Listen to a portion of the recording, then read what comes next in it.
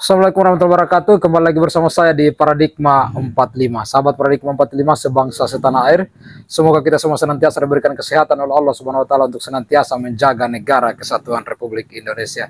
Sahabat Paradigma 45, baik pada kesempatan ini kembali kemudian kita akan tampilkan di mana Ki Haji Madudin Al-Bantani lagi-lagi menggemparkan dan membombardir kelompok dari Bani Alawi, yang dimana pada pernyataan ini saya kira adalah pernyataan yang lagi-lagi cukup keras, dan beliau kemudian menyampaikan 15 poin di mana bukti-bukti ilmiah yang kemudian bisa membatalkan nasab dari kelompok Bani Alawi ini, yang merupakan imigran dari Yaman ini, yang katanya bahwa mereka adalah cucu dari Alawi yang merupakan keturunan dari Ubaidillah, dan katanya tersambung nasabnya kepada baginda Nabiullah Muhammad SAW.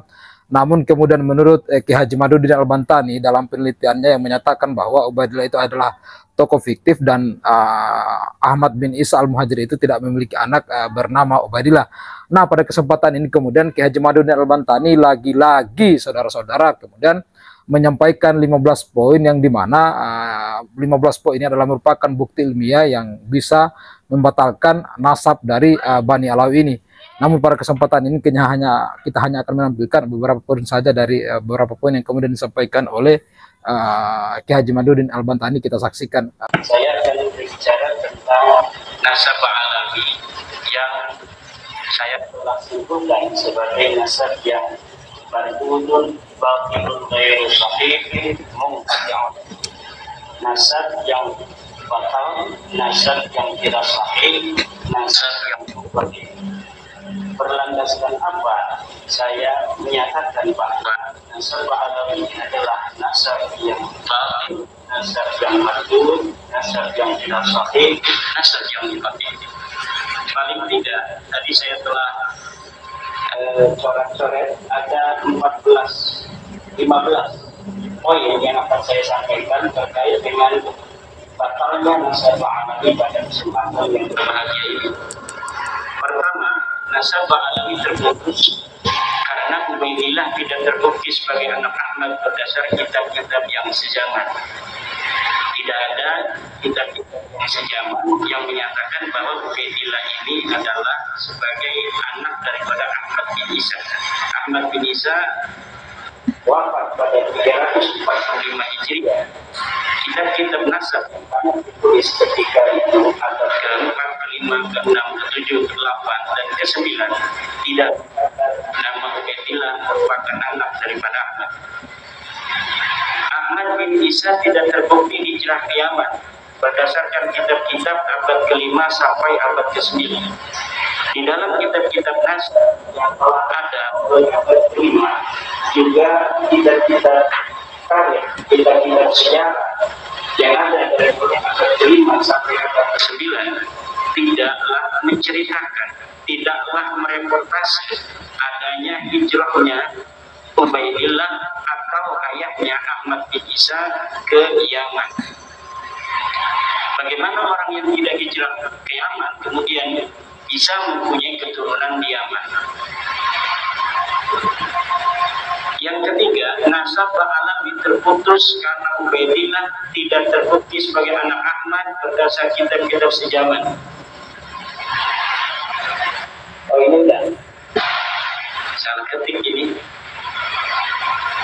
Makam Ahmad bin Isa yang ada di Hadramaut baru ditemukan di abad ke-9. Jadi makam Ahmad bin Isa yang hari ini sangat populer berada di Hadramaut Yaman. Itu di dalam kitab tarikh saya temukan bahwa makam itu ditemukan pada abad ke-9 Hijriah.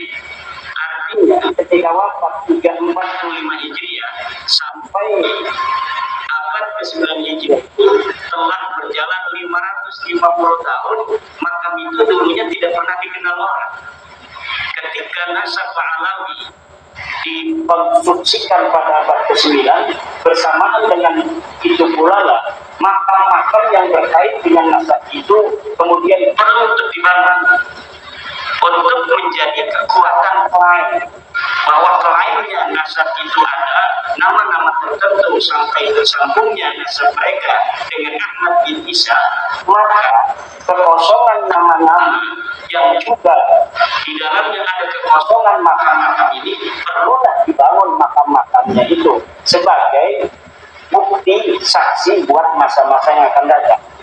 Maka makam-makam palsu yang hari ini dibangun oleh seseorang yang diurut sebagai leluhur-leluhurnya adalah merupakan kejadian ulang daripada kejadian-kejadian masa lalu dan leluhur dia yang juga sama melakukan hal yang serupa, yaitu membangun makam baru yang sebelumnya tidak ada untuk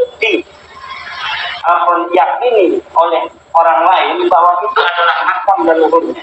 Bagaimana pengurutan nasabnya ini sampai anak bisa ada dibuktikan dengan makam yang kemudian dibangun, diberikan tanggal, diberikan titik masa sesuai dengan titik masa orang-orang yang diklaim ada pada abad itu, padahal orang-orang itu pun tidak ada, sebagaimana makam itu pun dulunya tidak ada.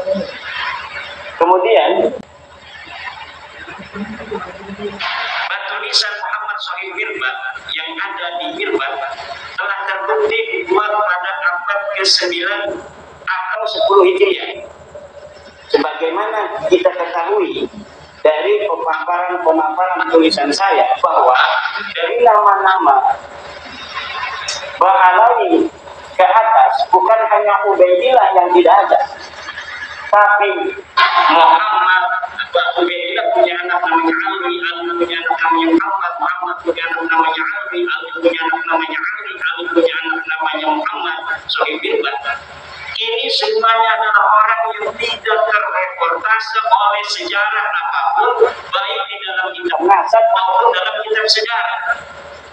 Bagaimana orang yang tidak dicatat dalam kitab nasab kemudian pada abad 9 dibangun namanya, dicantumkan dalam kitab nasab yang hanya ditulis oleh keluarga mereka, dan kemudian dibangun kesejarahannya pada kitab-kitab sejarah yang juga ditulis oleh mereka.